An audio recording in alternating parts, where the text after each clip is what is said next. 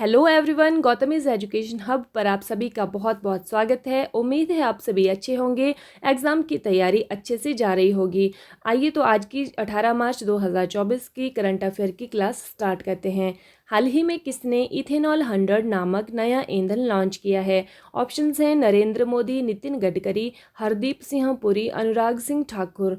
तो इसका जो सही आंसर हमारे पास रहने वाला है वो है option number C, Hardeep Singh Puri. तो जो हरदीप सिंह पुरी हैं ये मंत्री हैं, केंद्रीय आवास एवं शहरी मामलों के मंत्री हैं। इथेनॉल जो है ये एथिल अल्कोहल के नाम से भी हम इसको जानते हैं और ये एक बायोफ्यूल है। इथेनॉल को मक्का, गेहूं, गन्ना और एग्री क्रॉप के पौधों के कंटेंट से तैयार किया जाता है और ये जो इथेनॉल है ये पर्यावरण के अनुकूल ईंधन है। नेक्स्ट हम देखते हैं हाल ही में राष्ट्रीय टीकाकरण दिवस कब मनाया जाता है। ऑप्शंस हैं 14 मार्च, 16 मार्च, 11 मार्च या फिर 15 मार्च। इसका सही आंसर हमारे पास रहने वाला है वो है 16 मार्च, ऑप्शन नंबर बी। और इसे देखते हैं आगे इसके बारे में। इसे इम्यूनाइजेशन डे भी कहा जाता है और इसकी शुरुआत जो है वो वर्ष 1995 से हुई थी। इसी दिन ओरल पोलियो वैक्सीन भारत में दी गई थी और इसी दिन भारत को पोलियो मुक्त बनाने के लिए अभियान भी शुरू किया था और 2014 में भारत को पोलियो मुक्त घोषित कर दिया गया था। नेक्स्ट हम देखते हैं कि मार्च के महीने में कौन कौन से महत्वपूर्ण दिवस मनाए गए हैं या मनाए जाते हैं। तो 1 मार्च को मनाया जाता है शून्य भेदभाव दिवस, 3 मार्च विश्व वन्यजीव दिवस, 4 मार्च राष्ट्रीय सुरक्षा दिवस, 7 मार्च जन औषधि दिवस, 8 मार्च अंतर्राष्ट्रीय महिला दिवस, 10 मार्च CISF स्थापना दिवस, 14 मार्च विश्व किडनी दिवस, 15 मार्च विश्व उपभोक्ता दिवस। कमेंट सेक्शन में कमेंट करके बताइएगा कि 8 मार्च को महिला दिवस की जो थीम है इस बार 8 मार्च 2024 को थीम इसकी क्या रखी गई थी। नेक्स्ट क्वेश्चन की तरफ चलते हैं। हाल ही में किसने प्रसार भारती के नए अध्यक्ष के रूप में कार्यभार संभाला है? ऑप्शंस हैं MR कुमार, श्री AS राजीव, अनुराग अग्रवाल, नवनीत कुमार सहगल। तो इसका जो राइट आंसर हमारे पास होने वाला है वो है option number D, Navneet Kumar Sehgal. तो आइए देखते हैं प्रसार भारती के बारे में जानते हैं कुछ जानकारी। इसमें दूरदर्शन टेलीविज़न प्रसारण और आकाशवाणी, जिसको कि पूर्व में ऑल इंडिया रेडियो हम इसको बोलते थे, वो शामिल हैं, जो पहले सूचना और प्रसारण मंत्रालय की मीडिया इकाइयाँ थी। जो प्रसार भारती है ये भारत की सबसे बड़ी सार्वजनिक प्रसारण एजेंसी है। यह प्रसार भारती अधिनियम 1997 द्वारा स्थापित एक वैधानिक स्वायत्त निकाय है। अब हम देखते हैं कि जो श्री AS राजीव हैं वो क्या आजकल वर्तमान में क्या हैं, वो CVC सेंट्रल विजिलेंस कमीशन में सतर्कता आयुक्त नियुक्त हैं। अनुराग अग्रवाल सांसद सुरक्षा के प्रमुख हैं और MR Kumar bank of India के गैर कार्यकारी अध्यक्ष नियुक्त हुए हैं। नेक्स्ट क्वेश्चन की तरफ चलते हैं। हाल ही में चमेली देवी जैन पुरस्कार किसे प्राप्त हुआ है? ऑप्शंस हैं ग्रीष्मा कुठार, रितिका चोपड़ा, सुमन कुमारी या A और B दोनों। तो ये जो चमेली देवी जैन पुरस्कार है ये ग्रीष्मा कुठार और रितिका चोपड़ा दोनों को प्राप्त हुआ है, इसलिए हमारा जो आंसर है वो A और B दोनों वाला ऑप्शन आंसर में रहेगा, क्योंकि इन दोनों को संयुक्त रूप से मिला है। अब हम देखते हैं कि जो चमेली देवी जैन पुरस्कार है ये क्या है और किससे संबंधित है। ये जो पुरस्कार है ये वर्ष की उत्कृष्ट महिला मीडिया पर्सन के लिए दिया जाता है, मतलब पत्रकारिता के क्षेत्र में इसको दिया जाता है।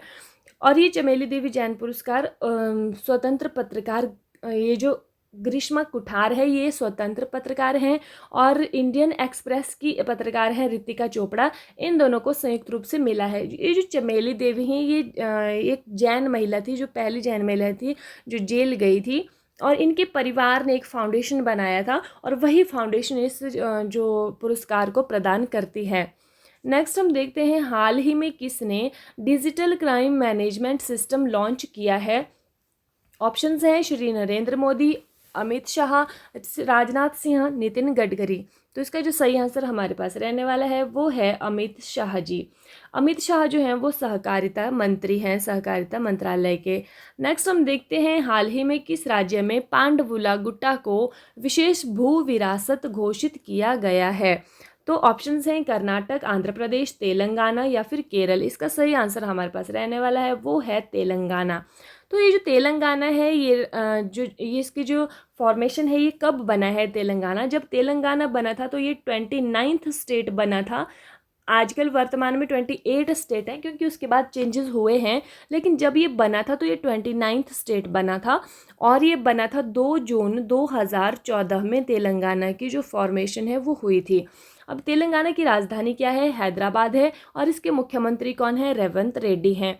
और तेलंगाना सरकार ने एक कार्यक्रम शुरू किया है जिसका नाम है प्रजापालन कार्यक्रम, और इन्होंने महिलाओं और ट्रांसजेंडर के लिए मुफ्त बस यात्रा भी शुरू की है।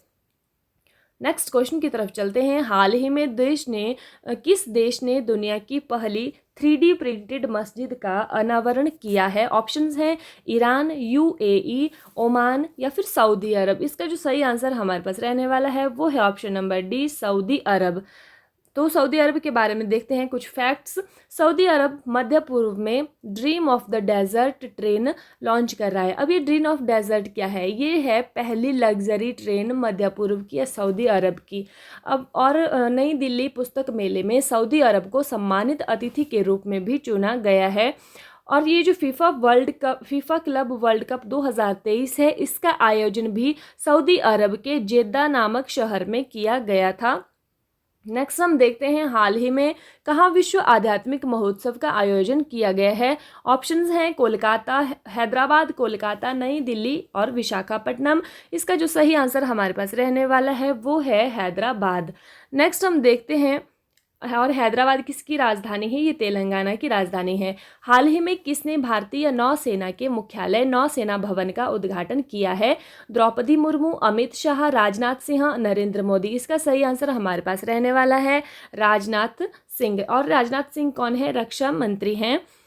नौसेना का नई दिल्ली छावनी में कहाँ पर हुआ है ये उद्घाटन? नई दिल्ली छावनी में इसको किया गया है और ये नौसेना का अपना समर्पित मुख्यालय भवन है यहाँ पर। नेक्स्ट क्वेश्चन देखते हैं। मैक्स इंडिया की सहायक कंपनी ने वरिष्ठ नागरिकों की देखभाल हेतु किसके साथ साझेदारी की है?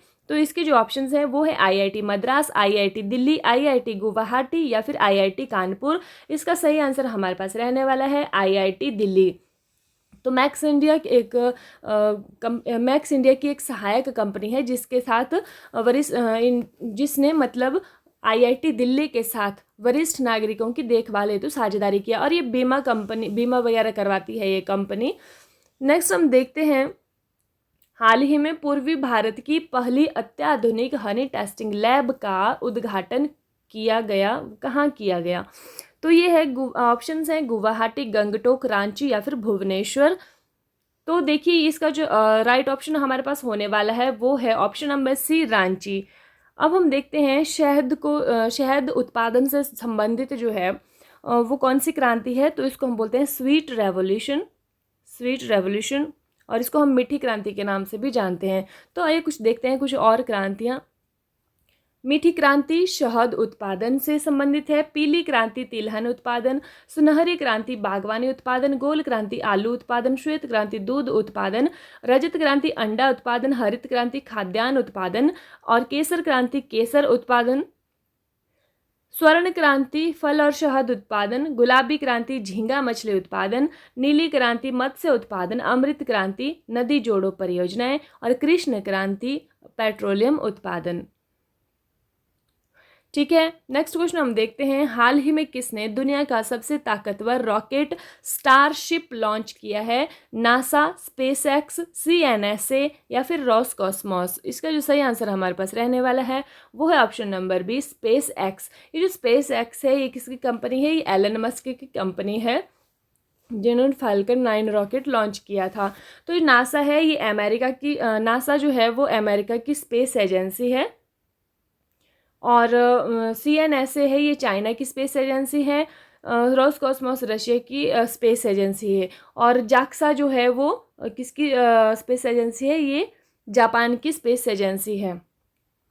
हाल ही में किसे पीवी नरसिम्हा राव मेमोरियल पुरस्कार से नवाजा गया है? रिकेन यामामोटो, रतन टाटा, अमिताभ घोष, सुधा मूर्ति। तो इसका सही आंसर हमारे पास रहने वाला है option number B, Ratan Tata. और रिकेन यामामोटो को मिला है प्रित्जर पुरस्कार 2024 का, और प्रित्जर पुरस्कार 2023 किसको मिला है? ये मिला है डेविड चिपरफील्ड को, डेविड चिपरफील्ड को।